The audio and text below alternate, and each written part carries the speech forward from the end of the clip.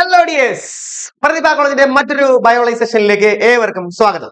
ഇന്ന് നമ്മൾ ഡിസ്കസ് ചെയ്യാൻ പോകുന്നത് SSLC പരീക്ഷയിൽ കഴിഞ്ഞ 4 വർഷമായി റിപ്പീറ്റ് ആയിട്ട് ചോദിക്കുന്ന പ്രധാനപ്പെട്ട ഒരു ടോപ്പിക്കിനെ കുറിച്ചാണ്. നമ്മുടെ ബയോളജിയുടെ 7ാമത്തെ ചാപ്റ്റർ ആയ ജനറ്റിക്സ് ഓഫ് ദ ഫ്യൂച്ചർ എന്ന ചാപ്റ്ററിൽ നിന്നും പ്രധാനപ്പെട്ട 3 ടോപ്പിക്സ് ആണ് നമ്മൾ ഡിസ്കസ് ചെയ്യാൻ പോകുന്നത്.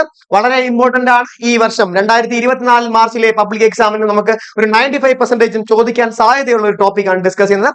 വളരെ ശ്രദ്ധയോടെ ഇരിക്കുക. അപ്പൊ നമുക്ക് വീഡിയോയിലേക്ക് കിടക്കാം. ശ്രദ്ധിക്കൂ. അപ്പൊ നമ്മൾ ഡിസ്കസ് ചെയ്യുന്ന topics genetics of the future എന്ന ചാപ്റ്ററിൽ നിന്നും 3 പ്രധാനപ്പെട്ട terms: genetic scissor, genetic glue and vector. ഈ 3 ടേംസ്, ജനിതക കത്രിക, ജനിതക പശ, പിന്നെ വെക്ടർ അഥവാ വാഹകർ. ഈ 3 ടേംസ് എന്താണെന്നും ഇതിന് എക്സാമ്പിൾസ് എന്തൊക്കെയാണെന്നാണ് ഡിസ്കസ് ചെയ്യാൻ പോകുന്നത്. അപ്പൊ നമുക്ക് ആദ്യത്തെ ടേമിലേക്ക് തന്നെ പോവാം. Genetic scissor. സിസേഴ്സ് നമുക്ക് എല്ലാവർക്കും പരിചയമുണ്ട്. സിസേഴ്സ് സാധാരണ നമ്മൾ എന്തിനാണ് യൂസ് ചെയ്യുന്നത്?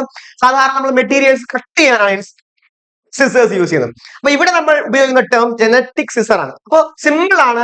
അതായത് ജീനുകളെ കട്ട് ചെയ്യാൻ ഉപയോഗിക്കുന്ന എൻസൈമുകളെയാണ് നമ്മൾ ജനറ്റിക് സിസേഴ്സ് എന്ന് പറയുന്നത്. അപ്പൊ എന്താണ് ജനറ്റിക് സിസർ എന്ന് ചോദിച്ചാൽ, the enzymes which are used to cut the genes. ജീനുകളെ കട്ട് ചെയ്യാനായിട്ട്, മുറിച്ചു മാറ്റാനായി ഉപയോഗിക്കുന്ന എൻസൈമുകളെ പറയുന്ന പേരാണ് ജനറ്റിക് സിസർ.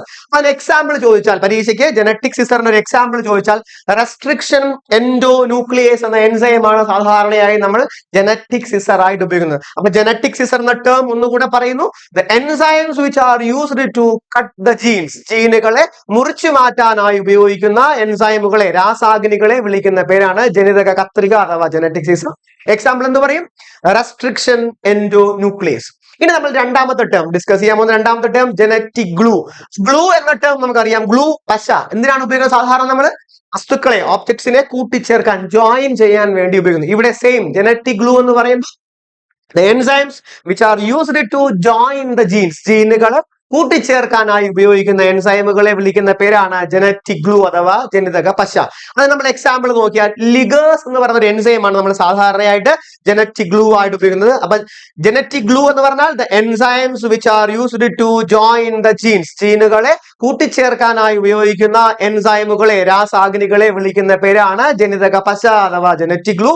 എക്സാമ്പിൾ പറഞ്ഞു, ലിഗേഴ്സ് എന്ന എൻസൈമാണ് സാധാരണയായി നമ്മൾ ജനറ്റിക് ഗ്ലൂ ആയിട്ട് ഉപയോഗിക്കുന്നത്. ഇനി നമ്മൾ ഡിസ്കസ് ചെയ്യുന്ന മൂന്നാമത്തെ ടേം ആണ് വെക്ടർ. ഈ വെക്ടർ എന്ന വാക്ക് നമുക്ക് സുപരിചിതമാണ്. കാരണം നമ്മൾ 4ാമത്തെ ചാപ്റ്റർ കീപ്പിംഗ് ഡിസീസസ് എവേ എന്ന ചാപ്റ്ററിൽ പലതരം ഡിസീസുകളുടെ വെക്ടേഴ്സിനെ പരിചയപ്പെട്ടു. അവിടെ നമ്മൾ ഹൗസ് ഫ്ലൈ, മസ്കിറ്റോ, റാറ്റ്, ഇങ്ങനെ ഡിഫറെന്റ് ഓർഗാനിസംസ് വെക്ടേഴ്സ് ആയിട്ട് ആക്ട് ചെയ്യാറുണ്ടെന്ന് പറഞ്ഞു അല്ലെ. പല രോഗങ്ങളെയും സ്പ്രെഡ് ചെയ്യുന്നത് അവരാണെന്ന് പറഞ്ഞു. അപ്പൊ ഇവിടെ ഒരാളിൽ നിന്ന് ഡിസീസിന് കാരണമായ പാത്തോജൻസിനെ വേറൊരാളിലേക്ക് കൊണ്ടുപോകുന്നതിന് നമ്മൾ വെക്ടർ എന്നാണ് പറഞ്ഞത്. അപ്പൊ ഇവിടെ നമ്മൾ discuss same sense of meaning തന്നെയാണ്. ഇവിടെ നമ്മൾ ട്രാൻസ്ഫർ ചെയ്യുന്നു. എന്തിനെ ട്രാൻസ്ഫർ ചെയ്യുന്നു?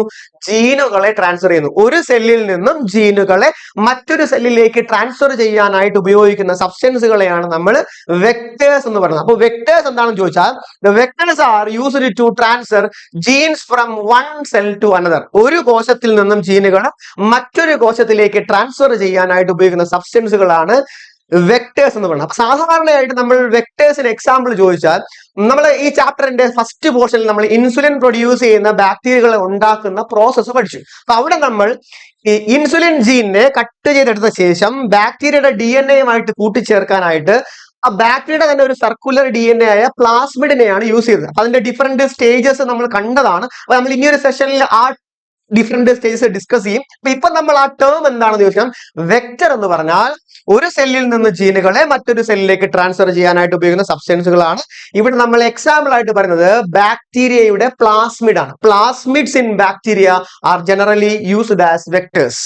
അപ്പോൾ പ്രധാനപ്പെട്ട 3 ടേംസ് ആണ് നമ്മളിവിടെ ഡിസ്കസ് ചെയ്തത്: genetic scissor, genetic glue, vector. പിന്നെ അതിന് 3നും എക്സാമ്പിൾസ്. വളരെ ചെറിയൊരു ടോപ്പിക്കാണ്, പക്ഷേ റിപ്പീറ്റഡ് ക്വസ്റ്റ്യൻ ആണ്. ഉറപ്പായിട്ടും ഒരു 2 to 3 മാർക്ക് നിങ്ങൾക്ക് ഈ സെഷനിൽ നിന്ന് കിട്ടുന്നതാണ്. അപ്പൊ നമ്മൾ ഈ പറഞ്ഞ കാര്യങ്ങൾ നമുക്കൊന്ന് കൺക്ലൂഡ് ചെയ്യാം.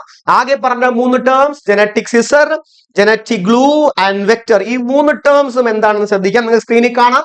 ജനറ്റിക് സിസ്റ്റം എന്ന് പറഞ്ഞാൽ the enzymes which are used to cut the genes. ജീനുകളെ മുറിച്ചു മാറ്റാനായി ഉപയോഗിക്കുന്ന രാസാഗ്നികളെ ജനിതക കത്രിക എന്ന് പറയും. എക്സാമ്പിൾ എന്ന് പറഞ്ഞു, റെസ്ട്രിക്ഷൻ എൻഡോ ന്യൂക്ലിയസ്. രണ്ടാമത് പറഞ്ഞ ടേം ആണ് ജനറ്റിക് ഗ്ലൂ. അഥവാ ജനിതക പശ. ഈ ജനിതക പശ enzymes which are used to join the genes, ജീനുകളെ കൂട്ടിച്ചേർക്കാനായി ഉപയോഗിക്കുന്ന എൻസൈമുകളാണ് ജനറ്റിക് ഗ്ലൂ അഥവാ ജനിതക പശ. എക്സാമ്പിൾ പറഞ്ഞു, ലിഗേഴ്സ് എന്ന എൻസൈമാണ് സാധാരണയായി നമ്മൾ ജനറ്റിക് ഗ്ലൂ ആയിട്ട് ഉപയോഗിക്കുന്നത്. അവസാനം പറഞ്ഞ term vector. Vector means the vectors are used to transfer a gene from one cell to another.